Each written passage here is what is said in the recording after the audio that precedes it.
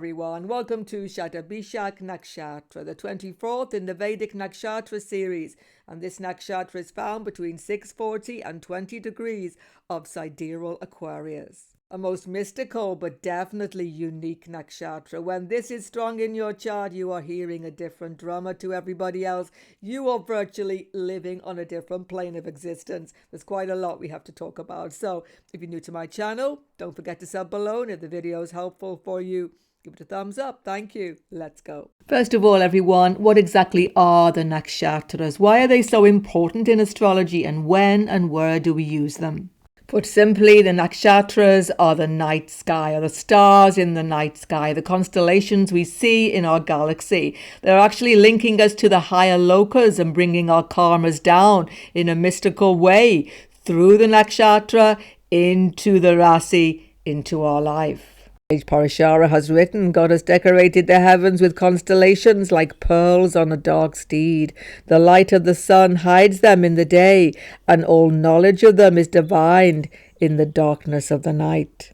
The word nakshatra actually means protecting the night from destruction. What is being protected from destruction? Our minds, because these nakshatras are moon ruled, because the moon is the lord of the night sky, and only in the night sky do we see these constellations. In the same way, sun is the lord of the daytime, lord of the day, and he rules the sun signs, of course, the rasis or zodiac signs. And both the moon and the sun are working together in this way. Nakshatra and rasi, zodiac signs, working together, we have real astrology.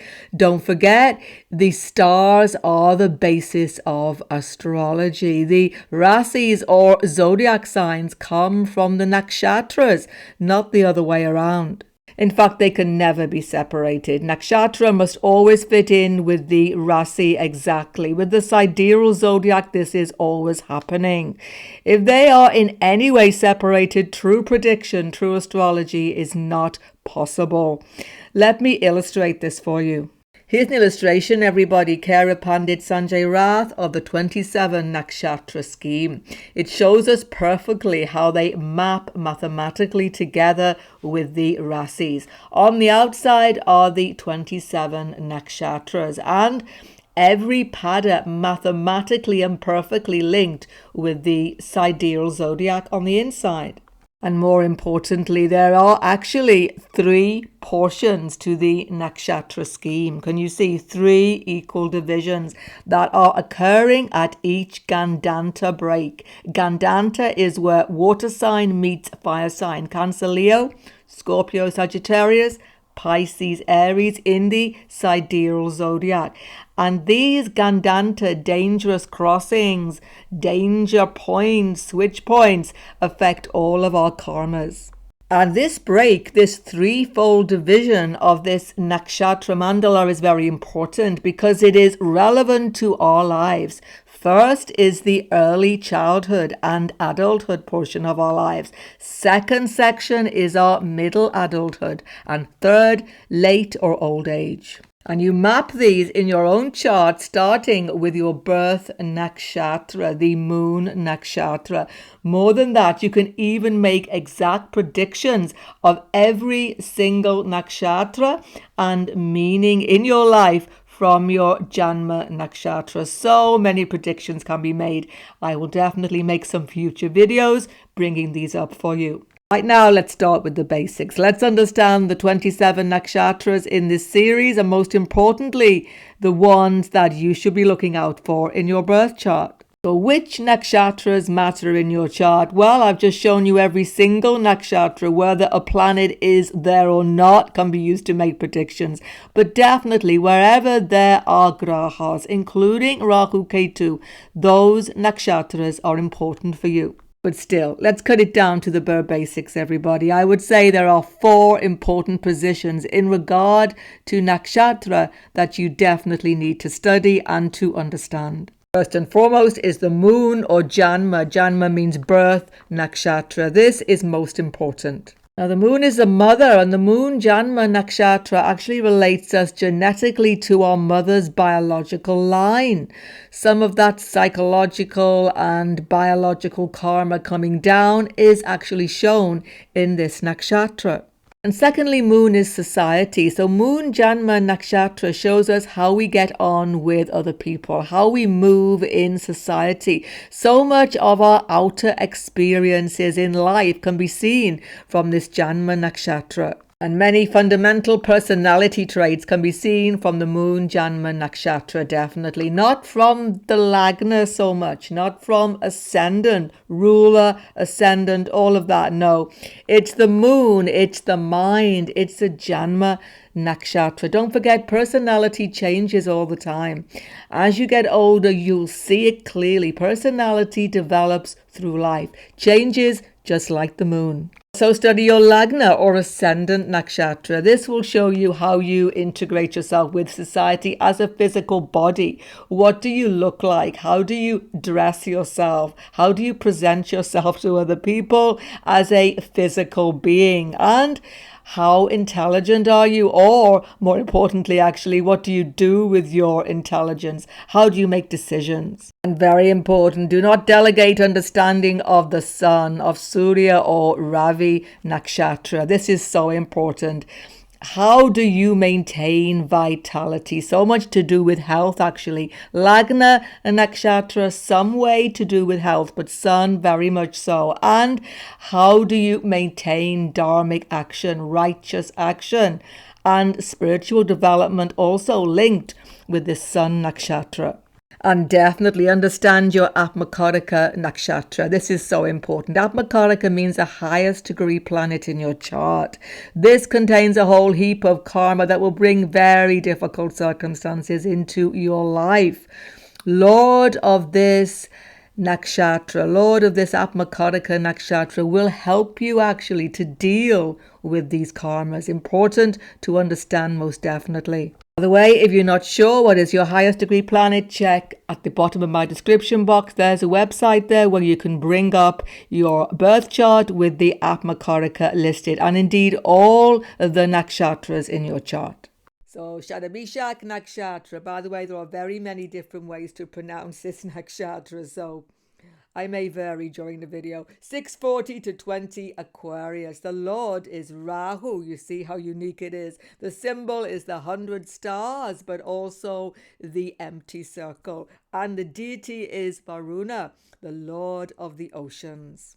The color is a light blue. Purpose Dharma, righteous action, direction south, and the body part, the right thigh. The deity of SHATABHISHAK is Varuna, the god of the oceans, but there's a lot to say about him that's quite important. First of all, he was not originally the lord of the oceans at all.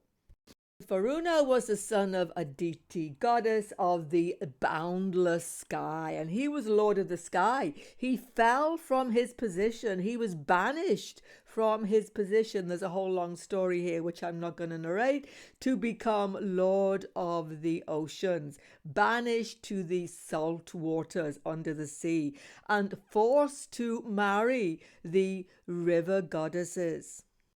And therefore, people strongly influenced by SHATABHISHAK Nakshatra can also lose position, lose status at some point in life. But you know, that is when they find their true destiny. Sometimes they have to be pushed to get in the right direction.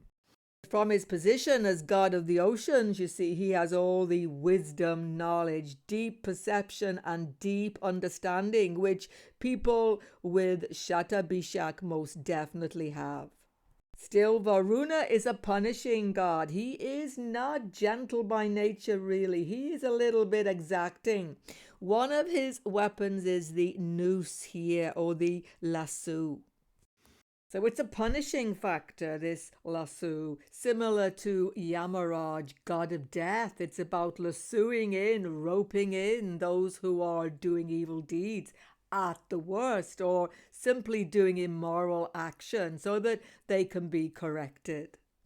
So don't think of Varuna deep below the ocean hidden away. No, he has those 100 eyes, 1,000 eyes. He is the watcher. This nakshatra is about watching, seeing everything. So Varuna notices everything, and this is for everybody, but especially SHATABHISHAK Nakshatra.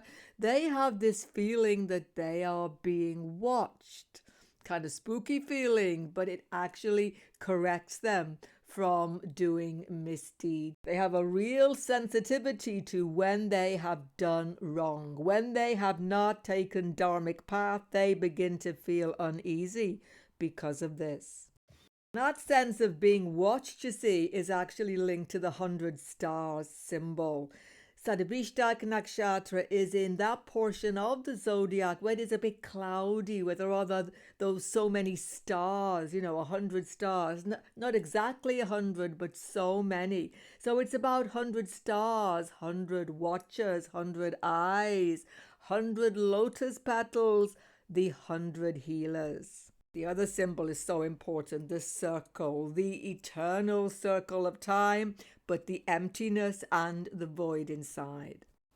This sense of something missing affects them profoundly, mentally and emotionally. Definitely comes into their relationship situations, and we'll speak about that later in the video, but it certainly affects how they approach life. They are always questioning things. Why am I here? What is the meaning of life? What is the purpose of everything? There is some missing piece of the jigsaw, and SHATABHISHA are the big researchers. They want to find out the truth. It's more than just a circle, it's a vortex. You see, these people feel all of their energy is being sucked away from them sometimes, sucked into this black hole. They have this feeling that they have to explore deep meaning. They can get into astronomy, cosmology, quantum physics. All of these things fascinate them. But it's intensely personal as well, because these people feel this void inside, that they do not connect to everybody or to things going on around them. They feel as though they are born in the wrong time, born in the wrong place virtually, don't belong, even feeling slightly alien occasionally. It's a bit like that movie, this was a long time ago, E.T., Extraterrestrial, where that little alien is like pointing up to the sky saying, E.T., phone home. These people feel like that, like they belong somewhere else.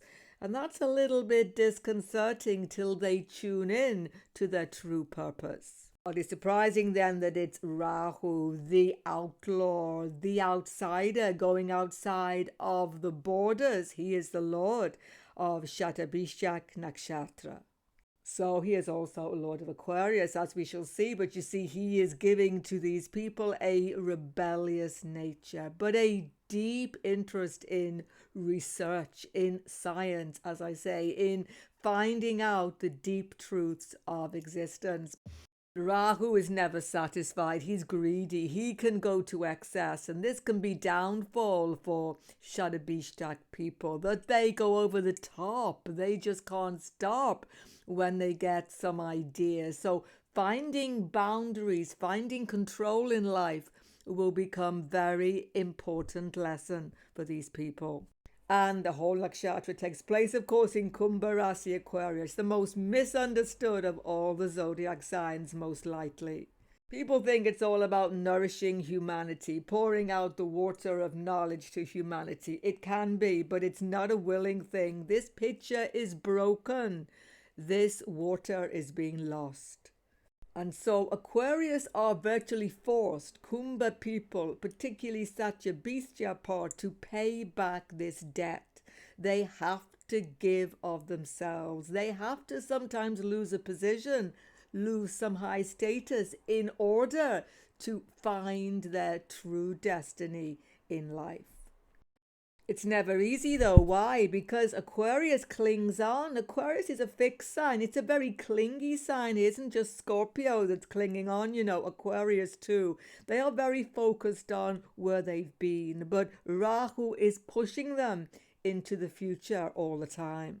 The animal totem is the horse, but the female horse, mare, who is a very sensitive, sometimes moody animal, just like SHATABHISHAK people can most definitely be, a little bit temperamental from time to time. The horse can be tamed, but the horse still has this innate desire for freedom to gallop over the plains, right? And this is inside SHATABHISHAK Nakshatra. They know they have to serve, they know they have a job to do, but they just want to feel free. And so where will they find the freedom? They'll find it in their mind, in their thoughts. They will definitely be very much dreamers, thinkers who are visionaries somewhere else in time and space. They can be sitting there right in front of you, talking to you, seeming to be totally engaged, but actually their mind can be somewhere else. But you see, they focus on the big picture. These people are not really concerned so much with what is right in front of them. They are connecting everything to the wider picture, the big view of everything. Therefore, they are very good at finding solutions to problems because they are not caught up in the minute detail. And actually, this big picture is about making connections. Satyabhishya people, just like the previous nakshatra, Dhanishta, are connected to concept of time because Saturn also rules Aquarius, and Saturn is time kala.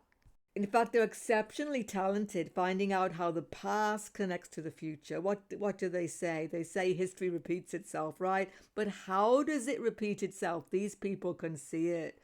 They might be astrologers as well, but they don't even need astrology to see what's going on. They just make these connections. They are visionary. They are incredibly insightful. In a very basic way, they can be science fiction fans, particularly fans of time travel, connecting past and future. They are fascinated by fourth dimension, all of these possibilities, wormholes in space. All of this is a big pull for them. But it's a practical solution thing. They are very good, as I say, at giving solutions based on the way things have actually been before. And they are very intelligent, of course. Rahu is all head, no body, particularly philosophically orientated. All the ancient philosophers of the old times, they love to read all of these systems of understanding, but they apply it as well. They do not just read it, they apply philosophy and deep understandings and systems to their actual life. And they certainly like time alone to study. Fantastic for students for sure, but also researchers. They love to spend time just researching into things, finding out about things, finding truth in life. They need this little bit of reclusiveness and obscurity. Sometimes it can hinder relationships, however. We shall talk about it. And they're very good at keeping secrets. They like secrets. They like to find out hidden things. So very good researchers for sure, but also spies, detectives, secret service. Anything such as this really pulls them. Perhaps the greatest gift of SHATABHISHAK Nakshatra is the healing energy. The way they can heal others, help others, support others is without doubt their greatest gift to humanity. They are definitely doctors, healers, nurses, counselors, therapists, psychiatrists, psychologists. All of these professions are very, very good and natural for them to pursue. But in any way they give help, service, advice to others, they become healed. Giving out this healing energy will heal themselves. Don't forget, they have that void inside, that feeling of emptiness. So helping others, they heal themselves. Because very often, I haven't said before, but SHATABHISHAK people can have difficult childhood trauma, feeling of loss, feeling of disconnection, feeling of just being different, not fitting in, or definite lack of emotional nourishment. And throughout life, these people can be prone to strange illnesses, diseases. They will go to seek help and they'll be told, no, there's nothing wrong with your body. Everything's fine. But they don't feel good. They know something is not right. And for sure, sometimes they can have spontaneous remission of illness occasionally, because very often they can have psychosomatic illness which is caused by their mind, by their emotions. Not always, but it can happen. And it's because they are very anxious people, highly strung people, highly vata orientated nakshatra. But this nakshatra can be very much connected to addictive behavior as well. That void inside, that feeling of emptiness can occasionally give rise to addictive, repetitive behaviors like alcoholism, drug addiction, eating disorders, even sex addiction, because Rahu gives that tendency. But once again, they can get a control of this by controlling their mind and their emotions. This is such an important factor here. Don't forget, this reclusiveness can be positive as well. And going to the ocean, going to the sea is perhaps the most healing thing they can ever do. Living there, fantastic, but even staying there, extended amounts of time, very healing for SHATABHISHAK people, mentally and physically both. This is all ocean, all sea, but especially where there is a high concentration of salt there, such as Dead Sea, Israel, shown here, or many other places in the world with a high salt concentration, extremely beneficial for them. And then the thorny issue of relationships. We can see there's going to be relationship issues because SHATABHISHAK people are not fully connected even to themselves, let alone to other people. And they simply struggle making those deep, intimate connections. It definitely complicates relationships, SHATABHISHAK, because Rahu is the Lord. They can be insatiable about connecting as well. They can have many lovers, particularly Venus here. They can have many love affairs. They can have this need to connect, but difficulty actually maintaining the connection. That can happen. Thing is, they are not connected to themselves. That's the thing. I've spoken about feeling like an alien, feeling different at the beginning of the video. This affects relationships. They don't understand themselves. How can other people understand them either? People find them moody, cranky, difficult to connect to sometimes. They don't even realize how they are like this. So many misunderstandings can happen. See, SHATABHISHAK people have not had very often normal family relationships. They have been like an outsider and they really feel different. They do not trust people easily. At the same time, they are opinionated, very, very strong opinions, very fixed, very stubborn. And this is a difficult factor in finding compromise in intimate situations. Sometimes they can connect easier to their friends actually than to the intimate romantic situation. Very often they can even be friends with their ex-partners. Seen this a lot. But final point, you see, because Saturn, Rahu mature late in life, Saturn 36 onwards, Rahu in the 40s, these people can have late marriage or better relationships later in life when they understand themselves more. But definitely they need people who will accept them for their strange ways and their eccentric behavior. When the ascendant or Lagna is in such a SHATABHISHAK part of Aquarius, these people are following a different drama. They are hearing a different beat, as it were. And they can make very strange and impulsive decisions. People just don't know what they are actually going to do next. So other people don't understand them, but nor do they understand themselves. Self-knowledge takes time. They can have obscure illnesses, difficulties, which again can just go of their own accord. They have to steady their mind. Their illnesses and sickness very often come from their mental worry. Key is they can be too self-focused here, that they have to put all the energy into other people. When they are giving more than thinking about their own dilemmas, suddenly everything frees up. So a definite life of service can give real happiness to these people. When the moon is in SHATABHISHAK, this is a little more stressful even because the moon is about emotion, and the moon does not sit well in Kumbha Aquarius in any case, because Aquarius has a water problem. You see, the water is falling away. They cannot contain their emotions. And they're not really connected to their own emotions either. They can be disconnected from people around them, job situation, where they live, anything. They can feel different, like they simply do not fit in. But as Saturn matures, Rahu matures late in life, they find their space in life, their place in life, their purpose in life later than other people. But it will definitely be about nourishing others. But they can only nourish others when they heal that void inside. And yet, strangely, it is all connected. The more they give to others, serve others, heal others, very good healing energy here, superb, they will be healed themselves. Being by the ocean, I've just spoken about it, is especially good for them. Being near salty water. So definitely, where they live and how they connect to others makes a profound difference to their inner feeling of happiness.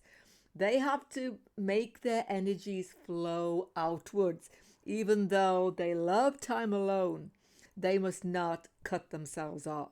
When the sun is in SHATABHISHAK, they can be very wise people, very philosophical, very driven by their understanding and their scientific outlook on life. Very good technical people, very good government workers, definitely. They like to work for something bigger than themselves. But the sun in Aquarius lacks power because it is furthest away from Leo, home of the sun. So these people can find themselves going far away from home, traveling a lot, moving around a lot, but not finding true connection, true belonging sometimes. There can be problems connecting to authority figures, definitely, because they are very eccentric, self-willed people and they just don't want to cooperate. So they can have problems with boss, superior, father, government even sometimes. One thing they must avoid is the overt secrecy. They like to keep things hidden, keep things under wraps, and this will definitely cause issues in their relationships. When the soul planet Atmakarika, the highest degree planet in your chart, whatever it is in SHATABHISHAK Nakshatra, you will collect wisdom, knowledge. But it's coming from past life. You already have the knowledge and you are simply remembering it this time. That's all that is happening. What do you do with the wisdom? You've got to spread it around. You've got to heal other people, help other people, guide other people by this profound knowledge which you have. You see, Atmakarika here shows there was a fall from grace in some past life. Fall from a high position because you didn't use knowledge correctly. So this time, get the knowledge, teach it, share it, and you will become far happier. But that's a big secret for everybody who has SHATABHISHAK Nakshatra strong in their chart. It's a definite thing. That fall down, that loss of position status. In some way, according to the whole chart, there will be loss happening. It can be relationship, home, business, job. It could be anything. You have to see the whole chart. But there will be something taken away. And when it is taken away, that is when they are finding their true destined path. Hope the video was instructive to you. Look forward to your comments. Don't forget to sub below if you're new. Goodbye for now and God bless everyone.